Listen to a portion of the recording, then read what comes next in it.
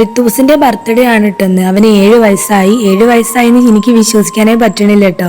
ഓരോ അമ്മമാരുടെയും പ്രത്യേകതയായിരിക്കും. മക്കൾ എത്ര വലുപ്പം വെച്ചാലും വയസ്സ് കൂടിയാലും മക്കൾ എന്നും അവർക്ക് കുഞ്ഞുമക്കൾ തന്നെ ആയിരിക്കും. സെലിബ്രേഷൻ എന്ന് പറയുമ്പം ഏട്ടൻ്റെ വീട്ടിൽ നിന്ന് എല്ലാവരും, എൻ്റെ വീട്ടിൽ നിന്ന് എല്ലാവരും ഉണ്ടായിരുന്നു കേട്ടോ, അച്ഛനൊഴികെ. അച്ഛനാണ് ഒമാനിലാണ് ജോലി ചെയ്യണത്. അപ്പം ആ സമയത്ത് ലീവൊന്നും കിട്ടാറില്ല കേട്ടോ അച്ഛന്. പിന്നെ റിനുമോളുടെ ബർത്ത്ഡേ എന്നും പറഞ്ഞിട്ട് പിന്നെ വന്ന് അവൾ കേക്ക് കട്ട് ചെയ്യുന്നുണ്ടേ. ഋത്തൂസിന്റെ ഈ ബർത്ത്ഡേ എന്തായാലും അവന് മറക്കൂല കേട്ടോ. അവന് ഏറ്റവും ഇഷ്ടമുള്ള ഒരു കാര്യമായിട്ട് അവന് കിട്ടിയത്. എൻ്റെ വീട്ടിൽ നിന്ന് സൈക്കിളായിട്ടോ കൊണ്ടുവന്നത്.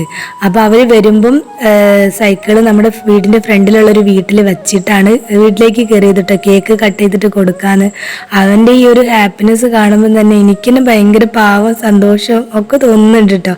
കാരണം അവൻ ഒരുപാടായി ആഗ്രഹിക്കണം. അവൻ്റെ സൈക്കിള് പൊട്ടിയിട്ട് ഇപ്പോൾ കുറച്ചായിട്ടോ. കുട്ടിക്ക് നല്ല സന്തോഷമായിട്ടുണ്ടായിരുന്നേ.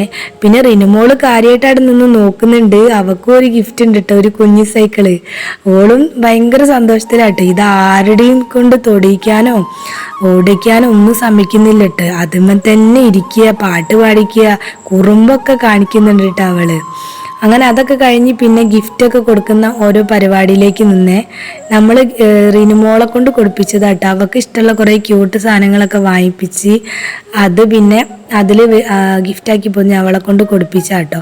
പിന്നെ അവന് ഇഷ്ടമുള്ള കുറേ സാധനങ്ങൾ അവന് ഗിഫ്റ്റായിട്ട് കിട്ടിയിട്ടുണ്ടായിരുന്നു, ഡ്രസ്സായിട്ടും ടോയ്സായിട്ടും അങ്ങനെയൊക്കെ. അതൊക്കെ കഴിഞ്ഞ് പിന്നെ ഫുഡും കാര്യങ്ങളൊക്കെ നമ്മൾ കഴിക്കാൻ വേണ്ടി പോയ ചിക്കൻ കടായും നെയ്ച്ചോറ്, പായസം, തൈര്, അച്ചാറ്, അങ്ങനത്തെ ഐറ്റംസ് ഒക്കെ ഉണ്ടായിരുന്നു കേട്ടോ. അങ്ങനെ അതൊക്കെ എല്ലാവരും ഇങ്ങനെ കഴിക്കുന്നുണ്ട്. ഇവിടെ റിനുമോള് യദൂന് വാരി കൊടുക്കുക കേട്ടോ.